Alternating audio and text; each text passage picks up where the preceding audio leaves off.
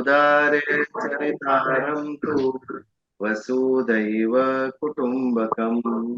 ॐ स्वस्ति न इन्द्रो वृद्धश्रवाः स्वस्ति न पूषा विश्ववेदाः स्वस्ति नस्तार्क्ष्यो अरिष्टनेमि स्वस्ति नो बृहस्पतिर्दधातु।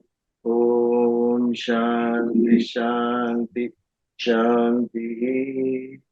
जय श्री कृष्ण। जय श्री कृष्ण। दिव्याबेन ब्रह्म निर्वाण वाच्य।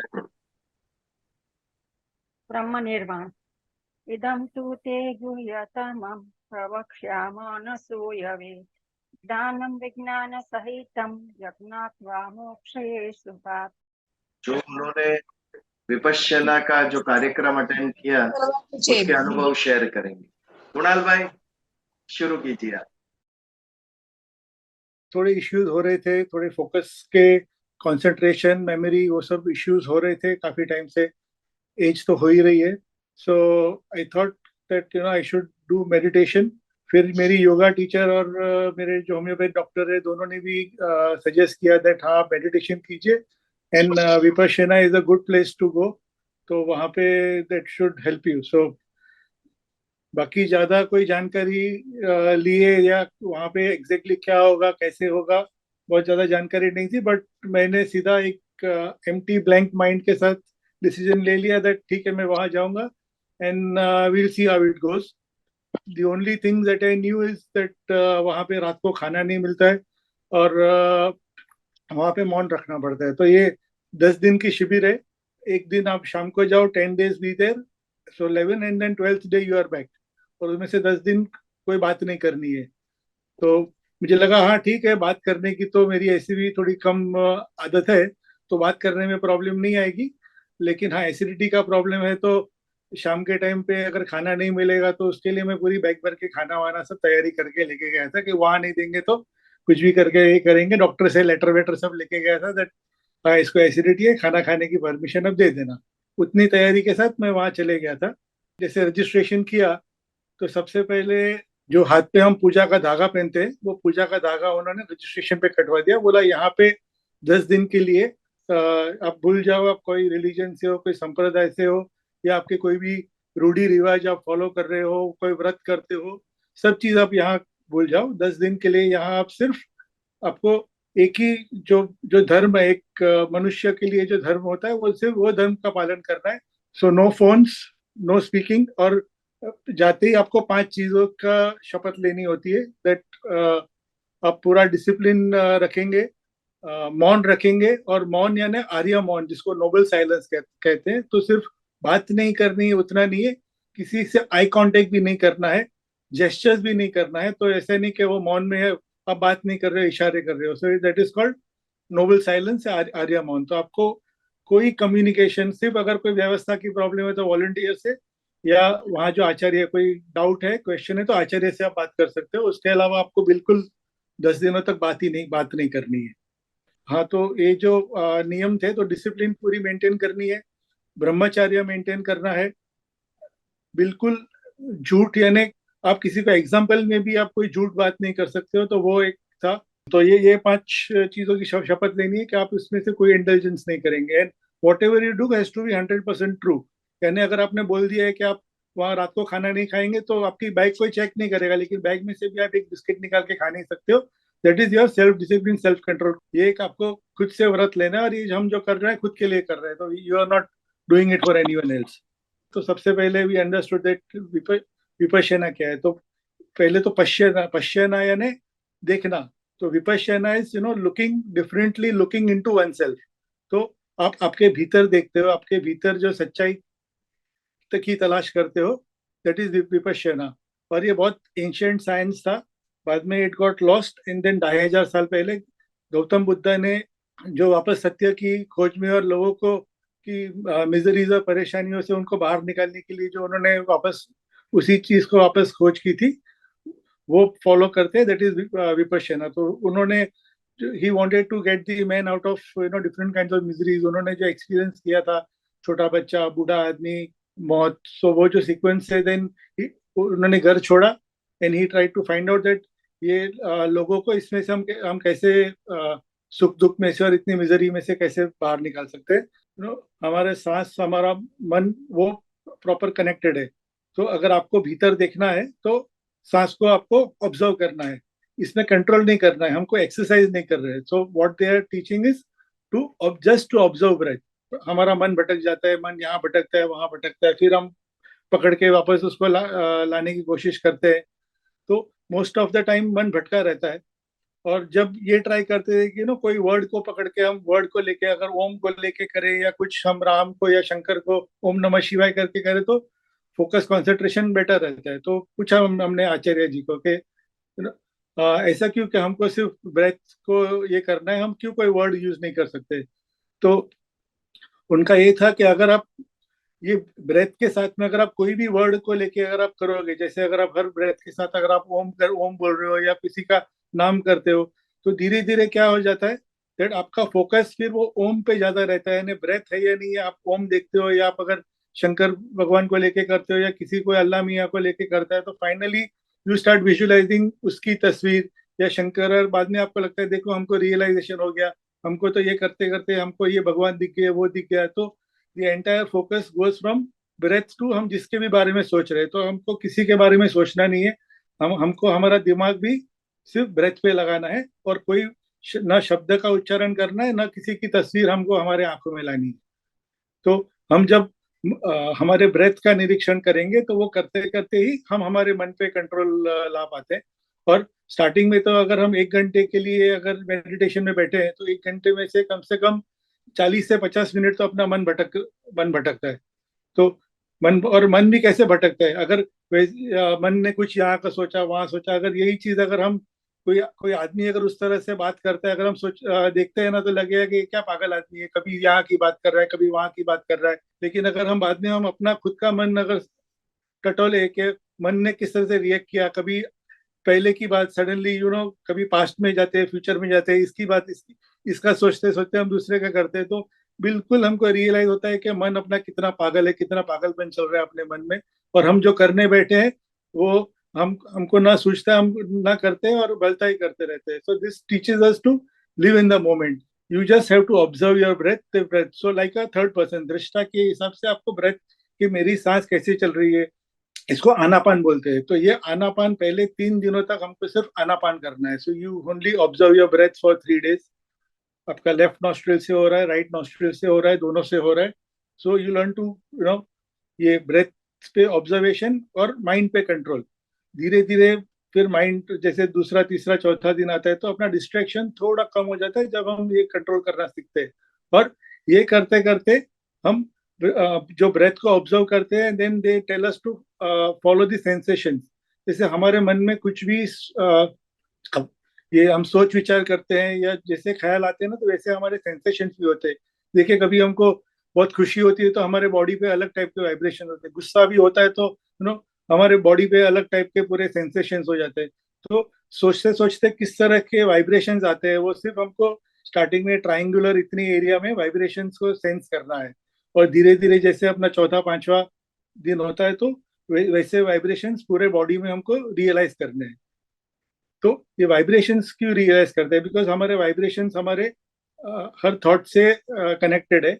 और we are not train to observe the sensations of the body. तो स्टार्टिंग में पहले 3 4 5 दिन तो किसी को कोई सेंसेशन पता नहीं चल रहा है, बट ग्रेजुअली हम जैसे इसकी एक्सरसाइज करते हैं, जैसे हम हमारे माइंड को ट्रेन करते हैं वाइब्रेशंस ऑब्जर्व करने के लिए, फिर हमको पता चलता है कि किस तरह के वाइब्रेशंस हमारे बॉडी में आ रहे हैं। तो उसको बोलते हैं सूक्ष्म संवेदनाएं। और दूसरी जो होती है स्थूल संवेदनाएं। तो स्थूल संवेदना यानी कहीं हमको दर्द हो रहा है, कहीं जख्म है हमको, तो वो तो अलग अलग तरह की संवेदना। कुछ तो हमको छोटा सा वो पल्सेटिंग होता है कि जैसे वो धड़कन दिखती है, थोड़ा सा ये हो रहा है, तो छोटी छोटी संवेदना है। कभी थोड़ी लंबी संवेदना होती है, दर्द है तो थोड़ी ज्यादा देर के लिए होता है। लेकिन एक चीज हम धीरे धीरे ऑब्जर्व करते हैं कि कोई भी संवेदना पर परमानेंट नहीं रहती। कोई 1 सेकंड रहती है, कोई 5 सेकंड रहती है, कोई 15 सेकंड रहेगी। आपको दर्द भी हो रहा है तो 15 20 मिनट, आधे घंटे 2 घंटे में आपका दर्द कम ही हो जाता है। कोई दर्द आपका परमानेंट नहीं रहता है। तो जो संवेदना है, जो हमारी जो मेंटल पोजीशन है, हम खुश है, हम दुखी है, हम क्रोधित है, तो ये हर चीज टेम्पररी है। तो जो टेम्पररी चीज है उसके लिए हम कितना रिएक्ट करते हैं। थोड़ी खुशी की बात हुई तो हम बहुत खुश हो जाते हैं, और दुख की बात में यहाँ लग गया तो हम उतने ज्यादा दुखी हो जाते हैं, हम उतना ज्यादा उसको रिएक्ट करते हैं। तो ये हमको बताया कि अगर कुछ भी हो रहा है ना आपको, तो अपने अपने खुशी को, अपने पेन को, हर चीज को आप दृष्टा भाव से देखो, भोक्ता भाव से मत देखो। जब हम दृष्टा भाव से देखेंगे तो हम थोड़ा डिटैच हो जाते हैं उस पेन से, और वो पेन से रिलीव होने के लिए भी हमको ज्यादा आसानी हो जाती है। लेकिन अगर हम भोक्ता भाव हो जाते हैं, थोड़ा भी लग गया है तो हाय हे भगवान मैं मर गया, ये देखो, और कोई कोई भी आएगा तो हम एक ही बात करते रहते हैं, तो वो हम भोक्ता भाव में चले जाते हैं। तो जैसे हम दृष्टा भाव में रहेंगे तो हम उससे अलिप्त हो जाएंगे, and it will help us to heal and come out of that much easier. और जैसे कोई भी अच्छी घटना हुई, अच्छा सेंसेशन हुआ, तो हमको उसके प्रति राग आता है। और अगर कुछ भी बुरी बात हो गई, बुरा सेंसेशन हो गया, हमको कोई बुरा अनुभव हो गया, तो हमको उसके प्रति द्वेष आता है। और और हर चीज में राग द्वेष अपना चालू ही रहता है। और राग और द्वेष वो एक ही कॉइन के दो हिस्से हैं। तो आपको जितना राग आएगा उतना ही आपको द्वेष आएगा। मैंने क्वेश्चन पूछा कि अगर हमको, अगर चलो घर में अगर कुछ खुशी का माहौल है तो हमको राग तो आएगा ही, तो उसमें क्या बुरा है। हमको खुशी हुई तो क्या हमको वो खुशी सेलिब्रेट नहीं करनी चाहिए? तो उन्होंने कहा नहीं, ये बात नहीं, आप कितना भी सेलिब्रेट करो, आप नाचो गाओ, ये, लेकिन don't get attach to that राग। आप जैसे ही वो राग को अटैच हो जाते हो, कि जैसे आपको अच्छा खाना मिला, तो वो आप खाने के साथ इतने अटैच हो गए, तो वो तो आप शौक से खाओ, लेकिन उतना अटैच मत हो जाओ कि शादी में आपने अच्छा खाना खाया या कहीं छप्पन भोग आपने कर लिया, और शाम को आपको सिंपल दाल चावल मिल गया तो फिर आप दुखी हो गए। तो वो अच्छे खाने को भी आप एंजॉय करो, लेकिन उसके प्रति कोई अटैचमेंट मत करो। और आपको कोई सिंपल चीज मिलेगा तो उसके प्रति आप द्वेष मत करो कि ये तो सुबह कितना अच्छा था, तो शाम को भी आप वो आपका खाना एंजॉय भी नहीं करोगे कि सुबह का जैसा मुझे खाना मिला नहीं। और यही चीज हमको हर चीज में इम्प्लाई करनी है। और ये कब होगा कि जैसे जैसे हम ये चीज को प्रैक्टिस करेंगे, हर चीज की प्रैक्टिस आती है हमको, ब्रेथ कंट्रोल, सेल्फ कंट्रोल, हमारे सेंसेशंस को ऑब्जर्व करने में, because our mind and matter are all interconnected. So ये प्रैक्टिस जो बेसिकली ये जो 10 दिन की प्रैक्टिस थी about meditation, observing of the mind, और उसके साथ साथ एक 3 बेसिक वहाँ के ये थे, दैट शिला, समाधि और प्रज्ञा। शिला यानी मॉरालिटी, तो जो भी है हमको सच्चाई से करना है। समाधि यानी concentration and control of mind, and प्रज्ञा यानी प्रत्यक्ष ज्ञान।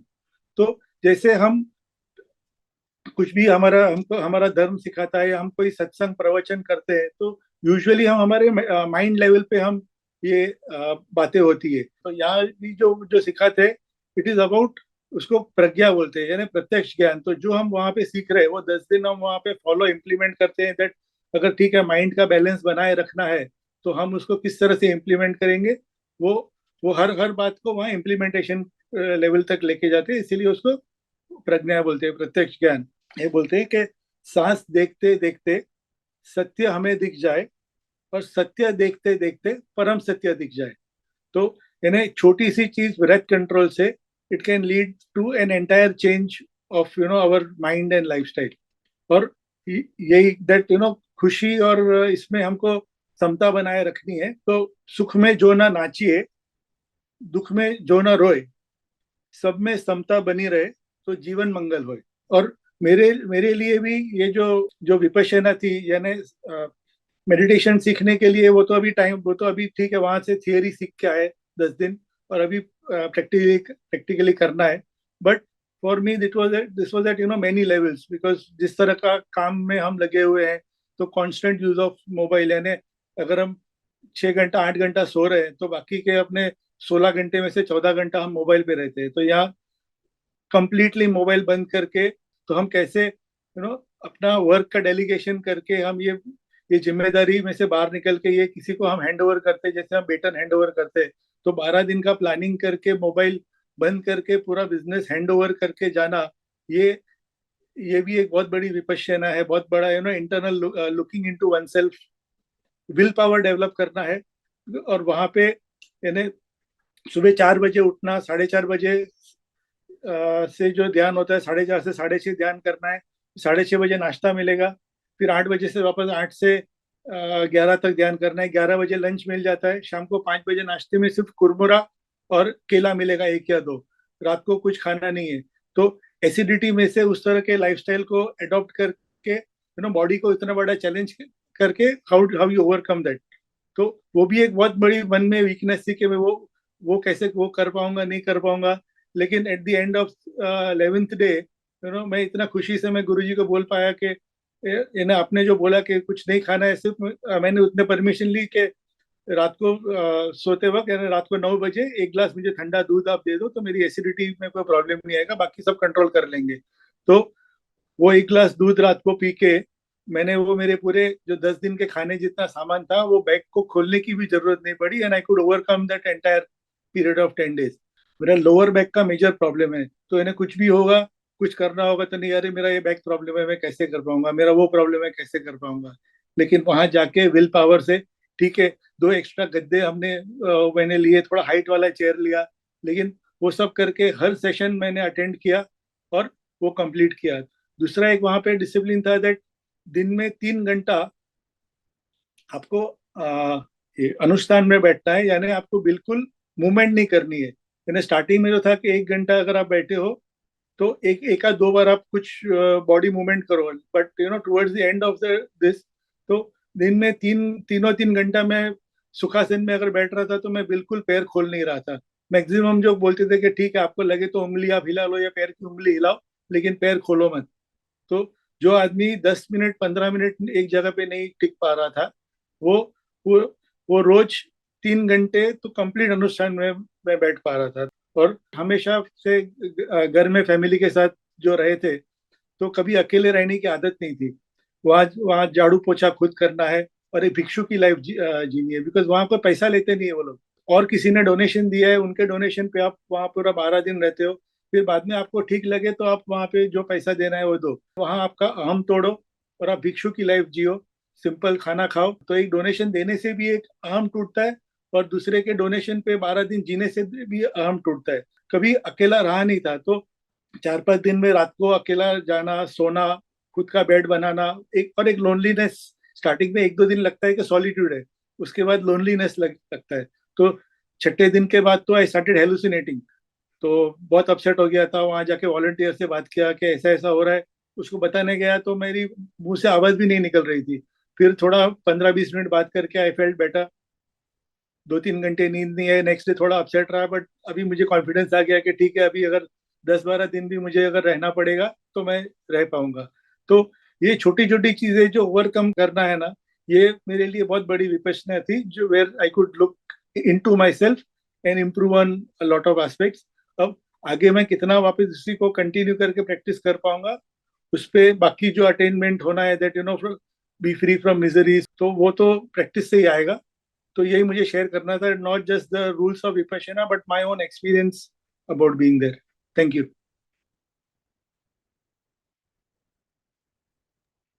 किसी को कोई प्रश्न हो तो पूछ सकते हैं उनसे रिगार्डिंग विपश्यन, नहीं तो फिर आगे पे चल। वेरी गुड कुणाल भाई, हम सबने विपश्यना सुना था आपके द्वारा, बहुत डिटेल में आज हमने समझा कि ये क्या है। माय हमारे प्लेजर। नयन भाई थे, उन्होंने भी किया था Vipassana, he had also done it. Nayan Saraiya ji थे ना, उन्होंने, उसके बाद वो अदृश्य हो गए। तो मैं उम्मीद रखता हूँ कि आप अदृश्य नहीं होंगे ये करने के बाद। चलिए, मैं वापस वहां मौन हो जाऊंगा। हाँ, वहां पर जाकर जो आपने किया, अगर आप यहाँ पर रहकर ये करके दिखाए देन इट इज एक्सीलेंट। फिर आपके ऊपर घर में रहकर ये, तो फिर आपके ऊपर एक अलग प्रकार का नियंत्रण कंट्रोल आपने पा लिया है स्वयं के ऊपर।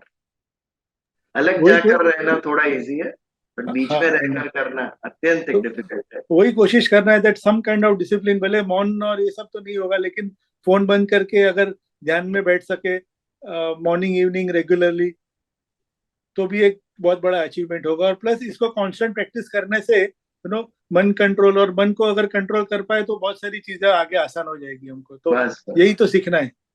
यही सीखना है, भगवत गीता का भी वही उद्देश्य है। ये सिर्फ, और स्थित प्रज्ञ जो हमने यहाँ पे किया था वही तो है, ये स्थित प्रज्ञ ही रहना है, that खुशी में इतना खुश नहीं होना, अटैच नहीं होना है, दुख में वो नहीं होना है। तो और हर रिलीजन के प्रिंसिपल्स ही, और ये विपश्यना का तो उद्देश्य उल्लेख वेद में भी ऑलरेडी है पहले से। यस, जो अध्यात्म है वो रिलीजन से ऊपर है। ये it absolutely. Covers all the religious because it is truth, वो सत्य है, मनुष्य मात्र का सत्य है अध्यात्म। जो एक मनुष्य के अंदर जो सत्य है वो वही दूसरे के अंदर है, दूसरे के अंदर अलग नहीं है। धर्म ये बाह्य है, पूजा पाठ रीत रिवाज, मानना नहीं मानना, ये सब बाह्य है। बट अंदर की बात जो है, that is same, same truth holds for everybody, वो अध्यात्म है। यदि वैश्विक एकता चाहिए, यदि धार्मिक एकता चाहिए सारे विश्व में, वसुदैव कुटुंबकम चाहिए, तो अध्यात्म एक ही उसका मार्ग है। इसके द्वारा ही हम वो सिद्ध कर सकते हैं, क्योंकि वो सभी के लिए सत्य है। और वो सत्य यदि हम उठा के चले तो सब उससे एकत्रित हो, सब उससे बन जाए। तो आगे बढ़े, श्रीमद् भगवद गीता अध्याय 6 आत्म संयम योग। प्रकरण चल रहा है योग भ्रष्टता का। भगवान ने इतनी सारी सीख दी अर्जुन को, योग के मार्ग पर चल। योग यानी समता, जो आपने राग द्वेष की बात की वही योग है। ना संसार से कोई राग या ना कोई द्वेष। ये स्थिति पे जो पहुंच गया उसे आप स्थित प्रज्ञ कहिए या योगी कहिए, एक ही बात है। राग द्वेष, समत्वम योग उच्यते, समत्वम है वही योग है। तो अर्जुन का प्रश्न कि इस मार्ग पर चलने वाला साधक आगे बढ़ चुका है लेकिन अंत तक न पहुंच सके, तो ऐसे योग भ्रष्ट की क्या गति होती है। तो ये योग भ्रष्ट यदि समझना है तो सिंपल टर्म्स में कैसे समझेंगे उसे। कोई एक व्यक्ति पीएचडी का अभ्यास कर रहा है, उसने थीसिस सबमिट की, पेपर सबमिट किए, लेकिन उनके थीसिस पास नहीं हुए और उन्हें पीएचडी का डिग्री नहीं मिला। यदि डिग्री मिल जाता तो वो सिद्धि प्राप्त कर ले, लेकिन नहीं मिला डिग्री उनको। तो क्या वो ज्ञानी कम हो गया? भले पीएचडी नहीं हुआ लेकिन ग्रेजुएट तो हुआ है, डबल ग्रेजुएट तो हुआ है वो व्यक्ति। वो ज्ञान तो उससे कभी छीनने वाला नहीं है, वहां तक की यात्रा तो उसने सिद्ध कर ली है। वही बात योग भ्रष्ट की है। भले ही योग के मार्ग पर सिद्धि प्राप्त नहीं की, लेकिन जितना मार्ग उसने काट लिया है उस मार्ग से प्राप्त होने वाली सिद्धियां वो तो उसके साथ ही है। और उसके आधार पर भगवान ने गति कहना चालू किया कि कुछ लोगों की गति क्या होगी कि स्वर्ग में जिनके सकाम कामनाएं जिसकी रह गई थी, वो ऐसा व्यक्ति जो योग भ्रष्ट हुआ है, वो बची हुई कामना के कारण वो स्वर्ग में सुख प्राप्त करेगा, सुख भोगेगा, और उसके बाद पुनः जन्म लेगा। वो किसी शुद्ध श्रीमान यानी शुद्ध धनवान व्यक्ति के यहाँ जन्म लेगा। धनवान व्यक्ति भी कैसा? जिसने धन अच्छी तरीके से कमाया है, भ्रष्ट तरीके से नहीं, शुद्ध तरीके से जिसने कमाया है, ऐसे व्यक्ति के यहाँ जन्म लेगा। यदि वो साधक जो योग भ्रष्ट हुआ है वो वैरागी था, उसकी कामनाएं नाश हो गई थी, वैराग उत्पन्न हो चुका था, लेकिन वो सिद्ध नहीं हो सका, ऐसा व्यक्ति किसी बुद्धिमान योगी के यहाँ जन्म लेगा। वो उससे भी बेटर है कि कोई बुद्धिमान परिवार में स्वयं बुद्धि तत्व लेकर आता है। हमने बहुत सारे उदाहरण देखे थे। बचपन से कोई एक बालक इतना तेजस्वी, ये कैसे हो सकता है? ज्ञानेश्वर जी ने 16 साल में भगवत गीता को रूपांतरित किया मराठी, ज्ञानेश्वरी लिखी 16 साल में। आजकल के 16 साल के बच्चे देखो, उनको खाली आईपीएल दिखता है, भगवत गीता का नाम भी नहीं सुना है। कितने सारे बड़े लोग, सीनियर सिटीजन भी मुझे पूछते हैं भागवत और भगवत गीता सेम है कि अलग है? इतना मूलभूत मालूम नहीं है उनको। तो बच्चों के लिए हम क्या द्वेष करें बच्चों का? बड़ों को ही पता नहीं है, बच्चों को कहां से आएगा? तो आज के बच्चे यदि नहीं जान रहे या इस मार्ग पर नहीं जा रहे तो भाई हमारा भी दोष है कि हमारे घर में वो वातावरण नहीं था। वो वातावरण यदि होता, यदि संस्कार होता तो उस तरफ भी जा। 1.5 साल के बच्चे को प्ले ग्रुप में एबीसीडी सिखाने भेजना है हमें, बट ये जो जीवन जीने की कला है, सुखी होने की कला, ये हमें नहीं सिखानी। भले ही 7 डिग्री ना हो तेरे पास, लेकिन still you will be happy in your life. ये वो ज्ञान है। तो स्वयं तो खुश होगा और अन्य को भी जो खुश करेगा, ऐसा ये परम ज्ञान। इससे ज्यादा क्या चाहिए हम?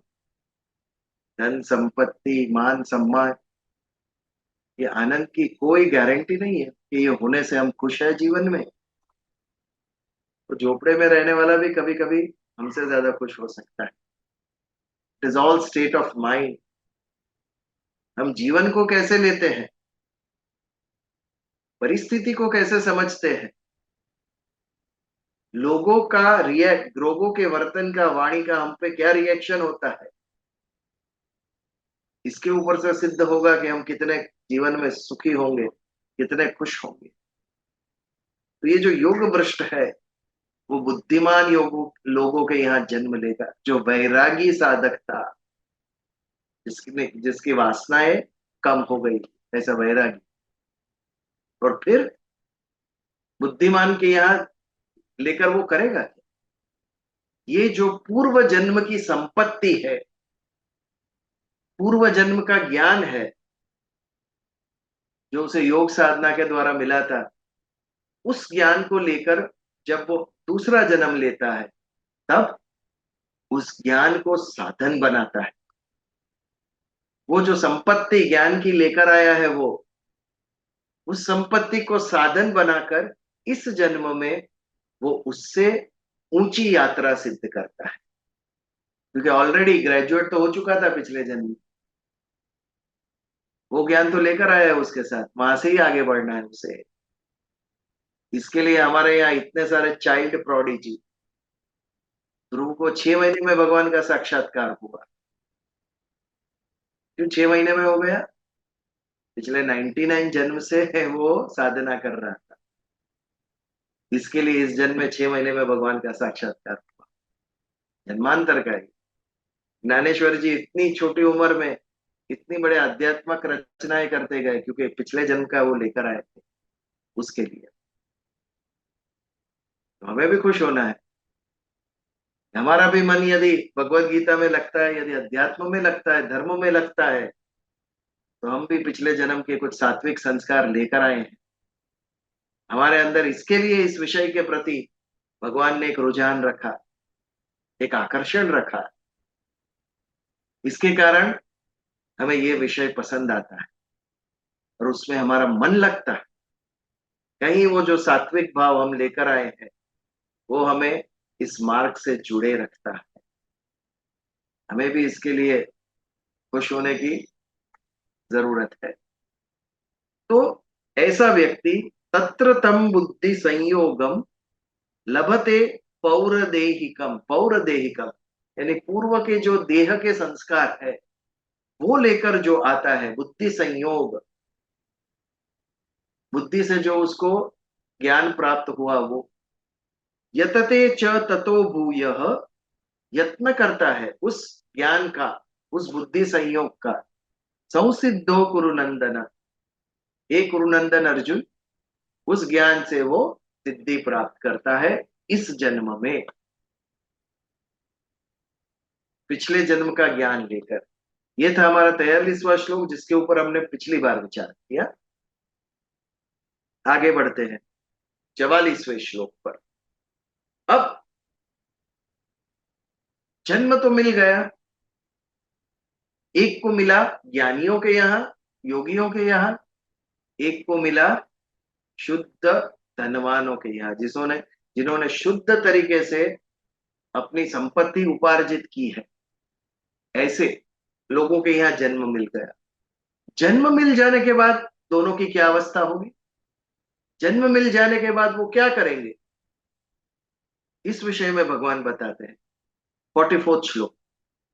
पूर्व अभ्यासेन तेनैव रियते यः वशोऽपि सः जिज्ञासुरपि योगस्य शब्द ब्रह्माति वर्तते। पूर्वाभ्यासेन तेनैव रियते, रियते यानी खींचना, यह वशो अपि सह, अवशी, यह यानी ये, अवशी, सह यानी वो। एक वशी है जिसका मन नियंत्रण में है, एक अवशी है जिसका मन नियंत्रण में नहीं है। तो यहां पर उस साधक को भगवान अवशी कहते हैं, क्योंकि उसका जन्म कहां पर हुआ है?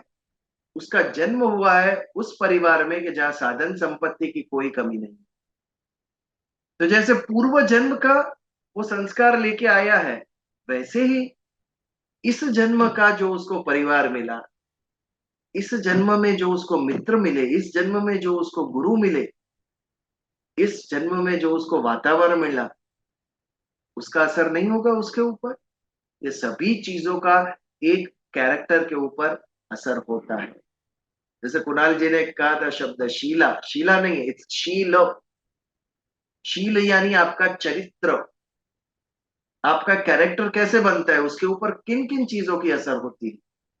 सबसे पहले आपके पूर्व जन्म के संस्कार, प्रहलाद के जो पूर्व जन्म के भक्ति के संस्कार थे, उस संस्कार के कारण उसके पिताजी भी उसका मन बदल नहीं सके। वो राक्षस कुल में जन्मे, राक्षस राजा के यहाँ पले पल रहे थे, तो पूरा वातावरण ऐसा था, असुरी वातावरण। फिर भी जो उनके पूर्व जन्म के संस्कार थे वो इतने प्रबल थे कि वो भक्ति के मार्ग से दूर नहीं हटे। एक आपके पूर्व जन्म के संस्कार आपको चरित्र के ऊपर असर करता है। दूसरा, आपके परिवार से, माता पिता से जो आपको संस्कार मिलते हैं, उससे आपका चरित्र बनता है। तीसरा, आप जहां शिक्षा लेते हैं, स्कूल कॉलेज या कोई आपके गुरु हो, वो भी असर करते हैं आपके चरित्र के ऊपर। चौथा, आपके मित्र। और पांचवा, एनवायरमेंट। आप जिस वातावरण में, जिस वायुमंडल में होंगे, आपके मन के ऊपर ऐसे विचार पड़ेंगे, आपके मन के ऊपर ऐसी इच्छाएं निर्माण होंगी मन में। यदि आप सत्संग में बैठे हो तो आपके मन में सात्विक विचार उत्पन्न होंगे, तामसी विचार दूर रहेंगे, राजसी विचार दूर रहेंगे आपसे। लेकिन आप आपकी ऑफिस में बैठे हो तो, बिजनेस ऑफिस में, आप आपके तो राजसी विचार उत्पन्न होंगे, और धन कितना कैसे कमाओ, ये विचार उत्पन्न होंगे। आपके मित्रों के साथ बैठे होंगे तो अलग, वो वातावरण अलग है, तो वो आपके मन के ऊपर अलग असर करेगा। ये सभी तत्वों का आपके चरित्र के ऊपर असर पड़ता है। तो ये जो हमारे साधक थे, वो धनवान घर में उनका जन्म हुआ है, तो भोग विलास की चीजों का कोई भी कमी नहीं है वहां पर।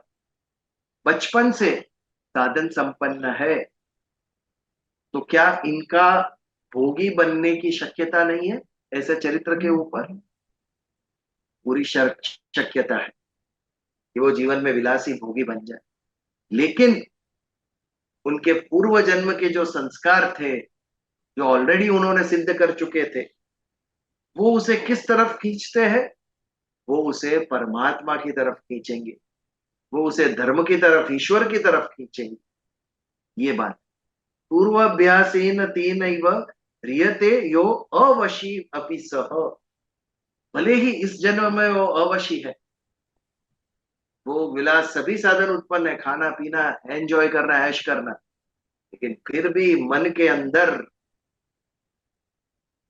उसके चरित्र में जो पूर्व जन्म के संस्कार बसे हुए हैं, वो उसको खींचेंगे।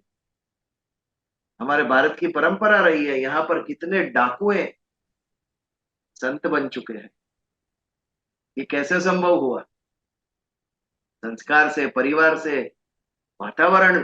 भले ही जन्म डाकू में लिया, लेकिन पूर्व जन्म के जो उनके संस्कार थे, पूर्व जन्म का उसकी जो पूंजी थी, जो ज्ञान था, जो वृत्ति थी, उस वृत्ति ने उनको खींचा ही धर्म के तरफ। और वालिया डाकू वाल्मीकि बना ही। जितने डाकुओं ने आत्मसमर्पण किया है, वैसी एक कथा गुजरातियों को पता होगी, जैसल तोरल। जो जैसल था वो डाकू था, अपने भांजों को मार डाला था उसने। ऐसे डाकू के हाथ से तलवार छुड़ाकर एक तारा पकड़वाया, जब उनकी शादी तोरल नाम की सती से हुई था। ये कब संभव है? जब आपके अंदर वो पोटेंशियल है, जब आपके अंदर वो क्षमता है कि भले ही बाह्य वातावरण के कारण आप दुष्कर्म कर रहे हैं, लेकिन कहीं अंदर एक सात्विक ऊर्जा छुपी पड़ी है, एक फाउंटेन जो बाहर निकल सकता है और आपका मार्ग प्रवाह जो है वो बदल सकता है जीवन का। वो क्षमता बनी रहती है अंदर, और उसके कारण पूर्व अभ्यासेन तेनैव रियते यो अवशी पिसह। इसके कारण वो व्यक्ति धर्म के प्रति, अध्यात्म के प्रति, परमात्मा के प्रति उसका खिंचाव होता है, और पिछले जन्म में जहां छोड़ा था वहां से आगे वो एक के बाद एक नए आयाम सिद्ध करता है वो पे। जिज्ञासुरपि योगस्य शब्द ब्रह्माति वर्तते। योग के प्रति जिसकी जिज्ञासा मात्र है, ऐसा जिज्ञासु भी सिद्धि प्राप्त कर सकता है। तो जो मार्ग पर चलकर आया है वो तो उससे कहीं आगे होगा। जो अनुभव करके आया है, जो सीख कर आया है, कुछ सिद्ध करके आया है पिछले जन्म से, जिज्ञासु है, जिसको इच्छा है योग क्या है ये जानने की, जिज्ञासु मात्र भी आगे बढ़ते हैं योग के मार्ग पे। तो ये तो कुछ सीख कर कर आया है, तो अवश्य ही इस जन्म में और एडिशन होगा उसके अंदर। पिछले जन्म में 10th पास होकर आया था, ये जन्म में ग्रेजुएट होगा वो। तो जिज्ञासुरपि योगस्य शब्द ब्रह्माति वर्तते। वर्तते यानी उससे आगे निकल जाना। अतिक्रमण, व्हाट इज अतिक्रमण? उसको मारकर, उसको पछाड़कर, उसको हराकर आगे बढ़ना, यह अतिक्रमण है। अतिवर्तते यानी एक प्रकार का अतिक्रमण। अतिक्रमण किसका करना है? अतिक्रमण हमारे अंदर बैठे हमारे शत्रुओं का करना है।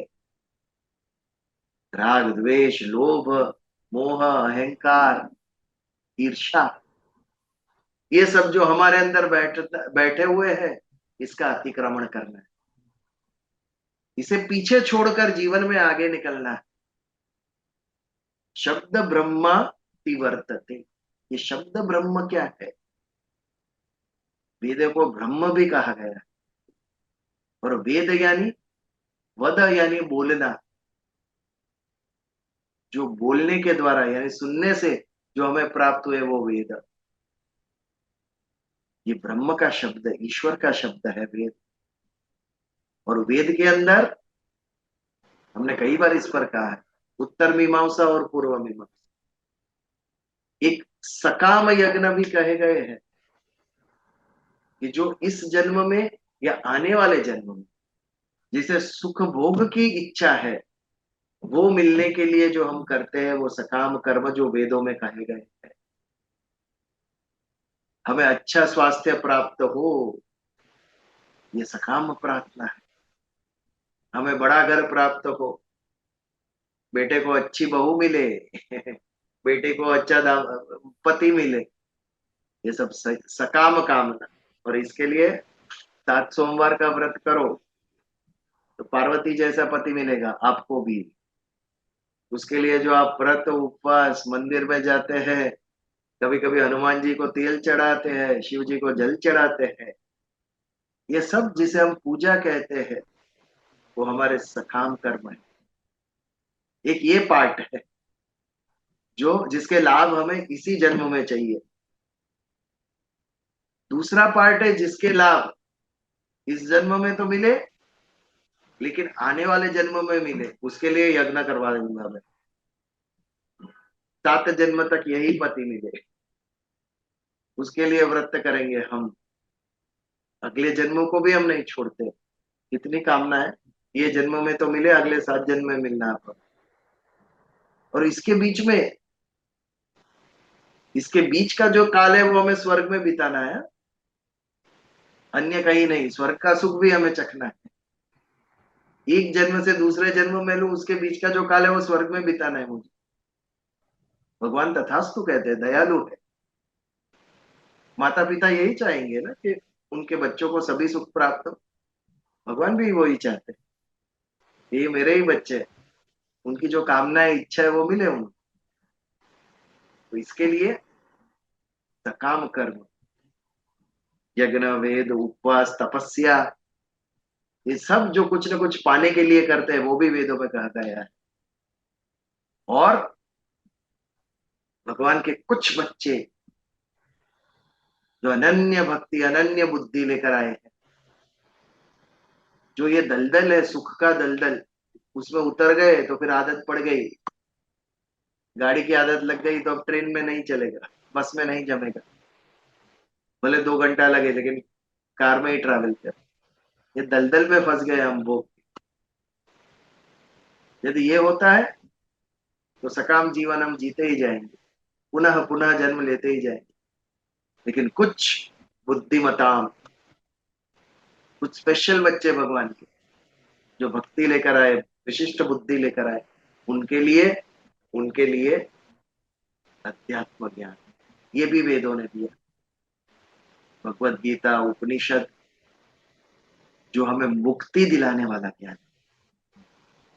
ये जो मनुष्य जन्म मिला उसका साधन की तरीके से उपयोग करेंगे हम। भोग एंजॉय करने का उपयोग नहीं, साधन मात्र जो मुझे मुक्ति तक ले जाए। ये क्षमता वाले जो भगवान के बेटे थे, उनके लिए आध्यात्मिक ज्ञान, भगवत गीता, उनके लिए। तो शब्द ब्रह्माति वर्तते। आज थोड़ा और 2 मिनट लूंगा क्योंकि आज मेरा बोलने का समय थोड़ा कम हो गया है, इसलिए। शब्द ब्रह्माति वर्तते, तो शब्द ब्रह्म यानी वेदों में कहे गए जो सकाम कर्म थे, उनका अतिक्रमण करके जो आगे बढ़ गए, यानी ये शरीर को खाली एंजॉयमेंट का साधन मानने वाले जो थे, उससे भी आगे निकल गए। जो शरीर को एक साधन मानने वाले थे, मुक्ति दिलाने का साधन है ये शरीर, मिठाई खाकर, आम खाकर सुख पाने का साधन नहीं। ये समझ जिसमें थी, ये वृत्ति थी जिसके अंदर, ऐसे व्यक्ति क्या बने? शब्द ब्रह्माति वर्तते। तो ये जो सुख भोग के दलदल में जन्मा हुआ व्यक्ति, वो जीवन में क्या करेगा? वो शब्द ब्रह्माति वर्तते, उसे जो सुख भोग के साधन मिले हैं धनवान परिवार में, वो उसके ऊपर असर करेगा, लेकिन वो वहां अटकेगा नहीं, क्योंकि उसके अंदर जो पिछले जन्म के संस्कार थे वो उसको खींचेंगे परमात्मा के प्रति, अध्यात्म के प्रति। जो एक जिज्ञासु मात्र है उसको भी सिद्धि प्राप्त होती है, तो ये तो पिछले जन्म में करके आया था, अनुभवी था वो, उसका खिंचाव तो भगवान के प्रति होगा ही। और वो खिंचाव इतनी प्रबलता से होगा कि इस जन्म में उसे जो भी सुख सुविधा उपभोग मिला है, तो सबका अतिक्रमण करके और आगे बढ़ेगा इस जीवन। ये है गति उस वासना युक्त साधक की, जो अपनी योग की साधना पूर्ण नहीं कर सका, जो सिद्ध नहीं हो सका, और जो अगले जन्म में एक शुद्ध श्रीमंत के यहां जन्म ले। तो ये था हमारा 44 श्लोक। इसके ऊपर कोई प्रश्न है आज के श्लोक के ऊपर, कि उस व्यक्ति की क्या गति होती है? ये अर्जुन का प्रश्न था, तो ये गति होती है उस व्यक्ति। जो यात्रा पूर्ण न कर सका। अगर कोई प्रश्न है तो बताइए, नहीं तो फिर हाँ नितिन भाई बोलो। હા, એક બે પ્રશ્ન છે. હમણાં આપણે વાત કરી કે આપણું જે દેહ છે એ તો અહીંયા ખતમ થઈ જાય છે, નાશવત. બટ જે આપણી આત્મા છે એ આપણી ઘણા બધા જન્મોની વાસનાઓને ડિઝાયરને લઈને આગળ વધે છે.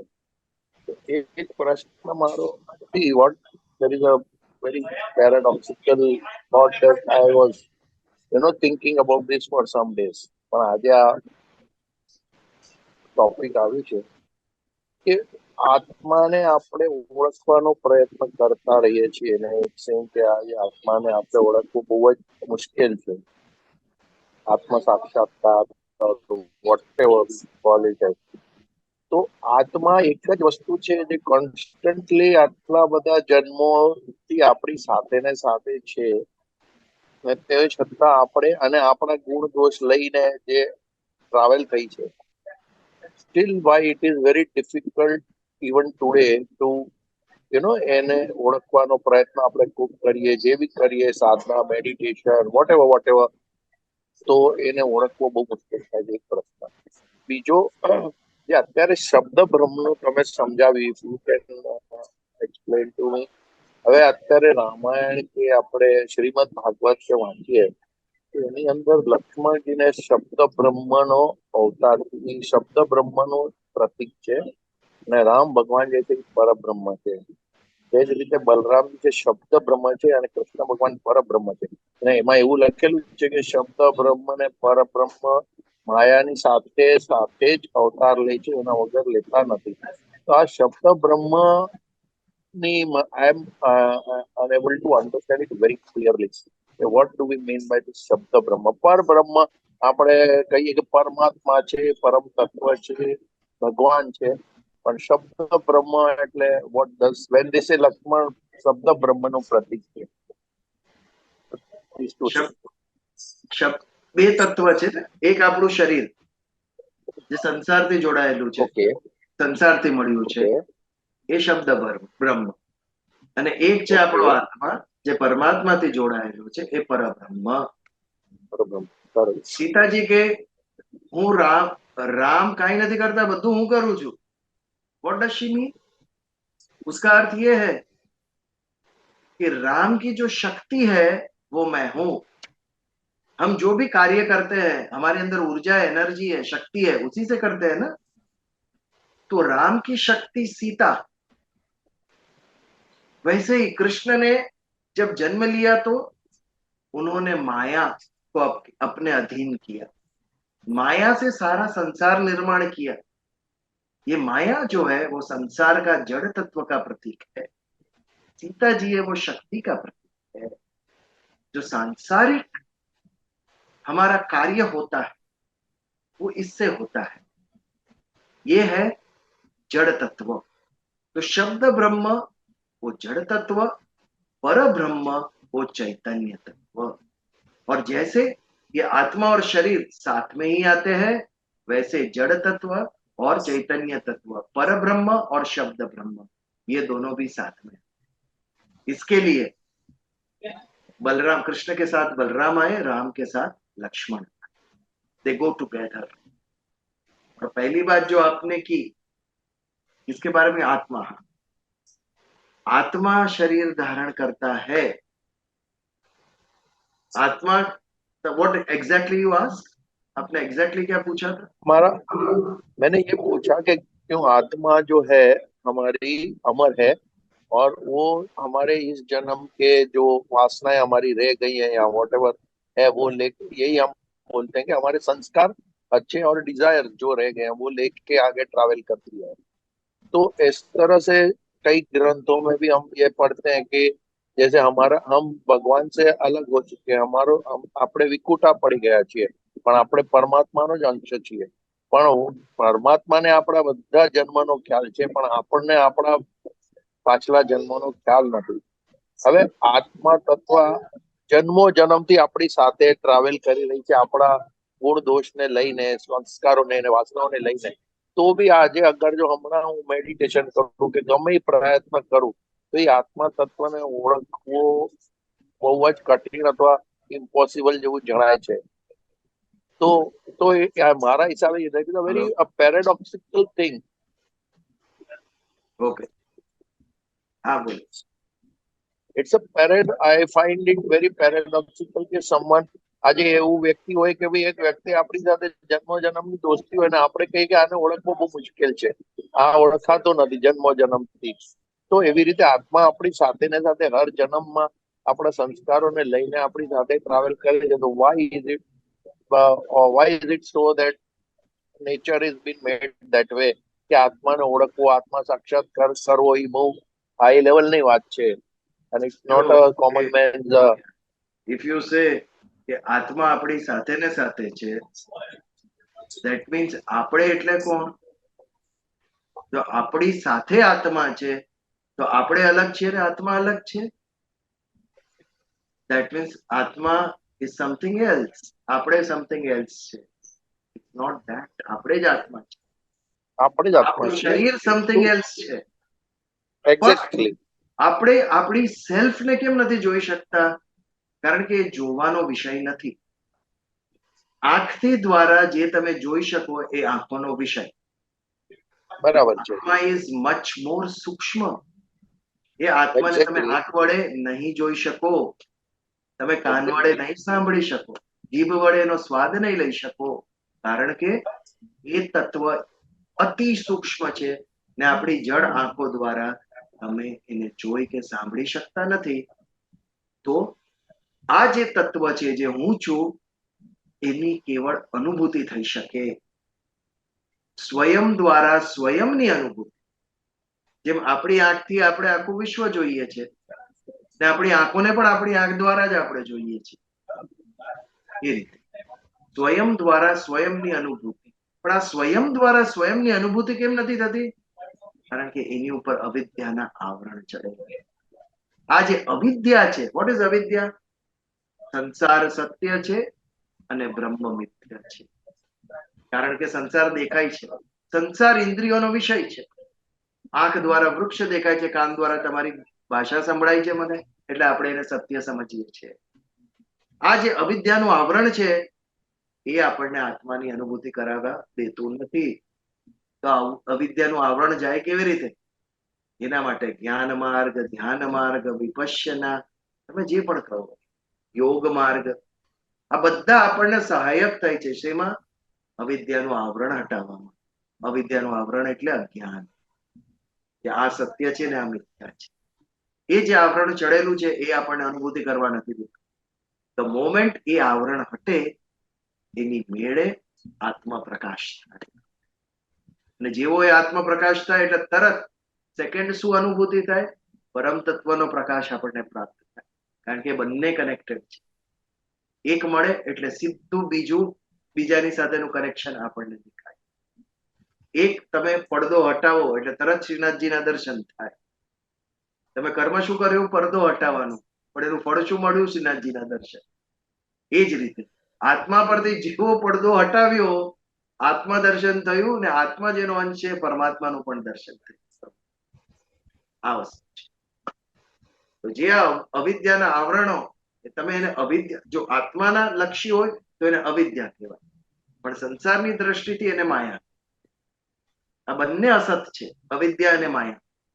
એને જે ભેદી શક્યું એને પરમ તત્વનો, શબ્દ બ્રહ્મને જે ભેદી શક્યું એને પરબ્રહ્મનો અનુભવ થયો. પણ આ બંને સાથે ચાલે.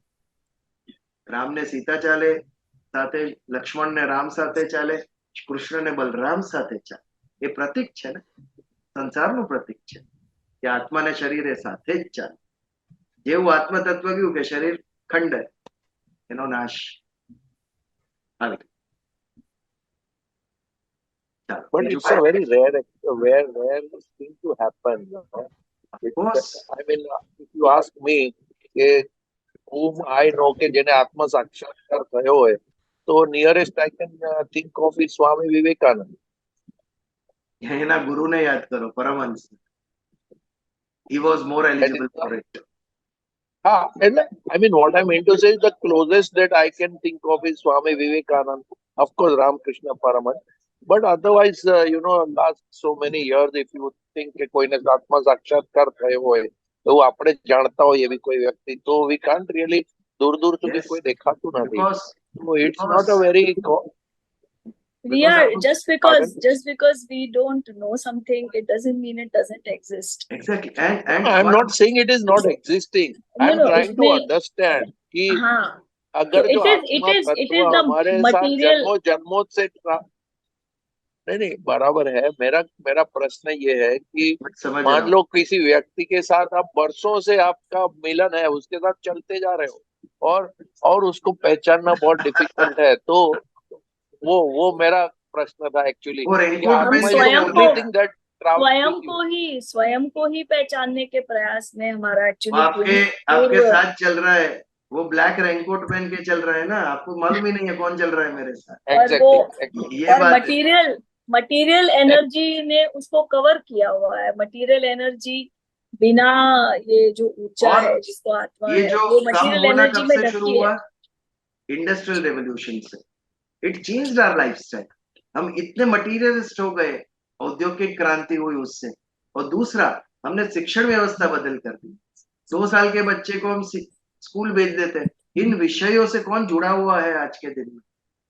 इसके ऊपर विचार भी नहीं है. ऐसे जीना तो छोड़ो, हम केवल कभी कभी सुनते हैं, ऐसे जीने का प्रयास नहीं किया किसी ने, क्योंकि वो वातावरण ही नहीं रहा, उसका महत्व ही नहीं रहा. ये ज्ञान लुप्त हो गया हमारे से. इसके लिए कोई दिख नहीं रहा है अपने. उस वक्त में धर्म की, अध्यात्म की बहुत बड़ा एनवायरनमेंट था तब.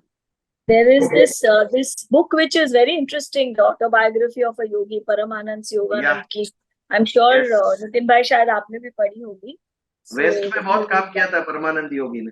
हाँ, उनको इस मार्ग पे ले आने के लिए. उनके गुरु और उनके गुरु, the way he has talked about it. So I think it is very interesting to know कि ऐसे भी थे. बाबा रामदेव सबको पता है, लेकिन उन्होंने किससे योग सीखा? उनके गुरु का नाम किसी को मालूम नहीं है जिन्होंने इसको बाबा रामदेव बनाया. कोई सीख कर आया नहीं है, सभी ने सीखा है यहाँ पर. कोई तो गुरु होगा जिसने सिखाया हो उनको. ये बात. मार्केटिंग, अब कितने लोगों तक लेके गए, और जो मार्केटिंग करता है उसका नाम होता है ऐसा. एनीवेज, अच्छी चर्चाएं हुई आज. कुणाल भाई का धन्यवाद, हमें विपश्यना से अवगत कराया उन्होंने. नितिन भाई ने अच्छे प्रश्न पूछे, उसके लिए उनका भी धन्यवाद. चलिए, अगले मंगलवार का मैं अभी से नहीं बता सकता हूँ, शायद व्यस्त रहूंगा. और एक मंगलवार तो आपको मैसेज आ जाएगा. अगर मैं अवेलेबल हूं, मैं पूर्ण प्रयास करूंगा कि आप सबसे जुड़ूं. लेकिन कुछ अन्य जिम्मेदारियां हैं मुझ पर, जिसके कारण अगले मंगलवार हम शायद अनध्याय रखेंगे. आपको मैसेज आ जाए, ठीक है? उसके बाद हमारी यात्रा शुरू बिना रोक वापस. चलिए, प्रार्थना करें. करचरण कृतं वाक कायाजं कर्मजं वा श्रवणनयनं च वा मानस वा पराधं विहितं वा सर्वमेतत् क्षमस्व. जय जय जय करुणाब्दे श्री महादेव शंभु. ओम शांति शांति. जय श्री कृष्ण. जय श्री कृष्ण. जय श्री कृष्ण. जय श्री कृष्ण. जय श्री कृष्ण बताने.